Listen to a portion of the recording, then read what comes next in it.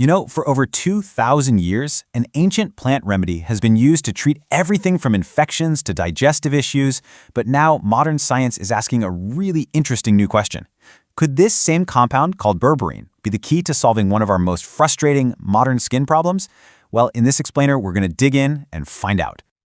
Okay, so to really get why berberine is causing such a stir, we first have to understand the problem it's up against. For millions of people, eczema isn't just some little rash.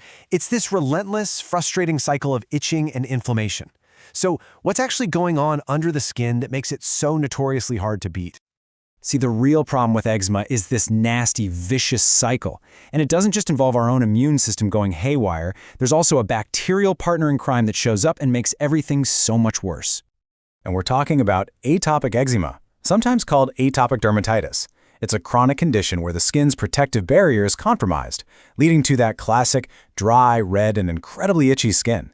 And this isn't just a minor inconvenience. For the 1 in 10 people who deal with this, it can seriously impact their quality of life. And here's that partner in crime. During a flare-up, the whole ecosystem of microbes on your skin just gets thrown completely out of whack. This gives a specific bacteria, Staphylococcus aureus, the perfect opportunity to move in and take over. And once it's settled, it starts pumping out toxins that trigger even more inflammation, which just locks people in that terrible, vicious cycle. So you've got this really complex problem, right? A broken skin barrier, bacteria, and out-of-control inflammation. Where do you even start looking for a solution? Well, you know, sometimes the best way to move forward is to look back. So let's meet the potential hero of our story, berberine.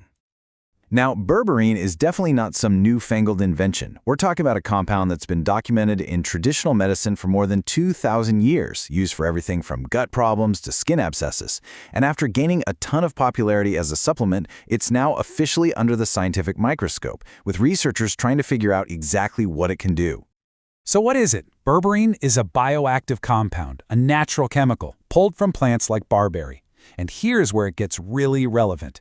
Science has shown that it has two main superpowers. It's anti-inflammatory and it's antimicrobial. Remember that whole vicious cycle of bacteria and inflammation in eczema? Well, berberine looks like it's perfectly built to fight both sides of that battle. Okay, so it's one thing to have this ancient reputation, right? But it's a whole other thing to see if it actually holds up to tough scientific testing. So, researchers took berberine into the lab to see if it could really go head-to-head with that S. aureus bacteria that plagues people with eczema. So first things first, can this stuff actually stop the bacteria from growing? The answer is a big yes, but, and this is a huge but, how you deliver it matters a lot. This shows that when berberine is in a well-made lotion, you need way less of it to completely stop the growth of even nasty resistant bacteria like MRSA. It basically freezes the bacteria in place so they can't multiply. But stopping the bacteria? That's only half the story. What about the inflammation it's causing? Well, this is where things get honestly pretty incredible. When researchers treated immune cells with berberine, they saw more than 90% drop in a key inflammation signal called TNF-alpha. I mean, think about that. For someone with eczema, a drop like that could be the difference between constant misery and real relief. So what exactly is TNF-alpha? The best way to picture it is like the body's inflammation alarm bell. When S. aureus shows up, that alarm bell is just ringing off the hook, creating chaos.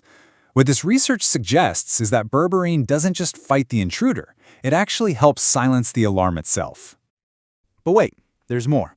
S. aureus is clever.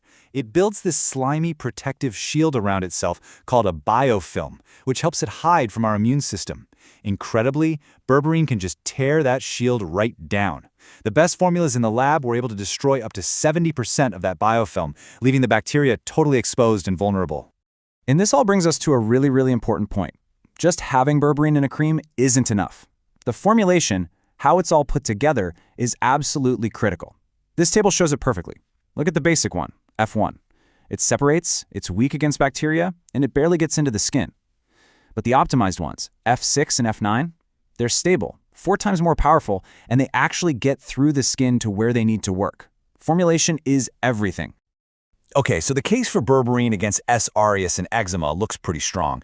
But what's really exciting is that its potential seems to go way beyond just this one skin issue. Its unique bag of tricks is making it a really hot topic for a whole range of other conditions. I mean, just look at this list. In dermatology alone, scientists are looking at it for all sorts of tough conditions, from psoriasis and acne to vitiligo and even skin aging. The fact that it can tackle inflammation, microbes, and oxidative stress all at once makes it this incredible multi-tool. And this is probably why you might have already heard of berberine. Beyond the skin, it's become super popular as a supplement for its potential metabolic benefits. Studies suggest it could help with things like regulating blood sugar, improving insulin sensitivity, and supporting healthy cholesterol levels. You know, this quote from researchers Miranda Ann and Peter Leo just nails it. They say it's the multifaceted properties, the fact that it's anti-inflammatory, antioxidant, and antimicrobial all at once that makes it so interesting. It's not a one-trick pony. It's a true therapeutic agent with diverse benefits. Okay, so with all of this incredible potential, it's really important that we hit pause for a second and look at the whole picture. The science is super promising, for sure, but there are definitely some important things you need to keep in mind. So let's just lay it all out. On the one hand, you have these clear potential benefits. It's anti-inflammatory, antimicrobial, and antioxidant. It's all there. But on the flip side, we have to be realistic. A lot of this amazing skin research, it's still in the lab, not in big human trials yet. Also, when you take it as a pill, your body doesn't absorb it all that well. Plus, it can cause some digestive issues for some people, and it might interact with certain medications. And this is probably the most important thing to remember. Berberine is not recommended for women who are pregnant or breastfeeding. And look, like any supplement that actually does something in your body, it is absolutely essential that you talk to your doctor or another healthcare provider before you even think about taking it. That's non-negotiable. The whole story of berberine is just a perfect example of science finding inspiration in the past. And it leaves us with this really cool question to think about. As we face these huge modern challenges, like antibiotic resistance and chronic inflammatory diseases, could some of the answers be waiting for us hidden in plain sight inside ancient plants that we're only just beginning to truly understand?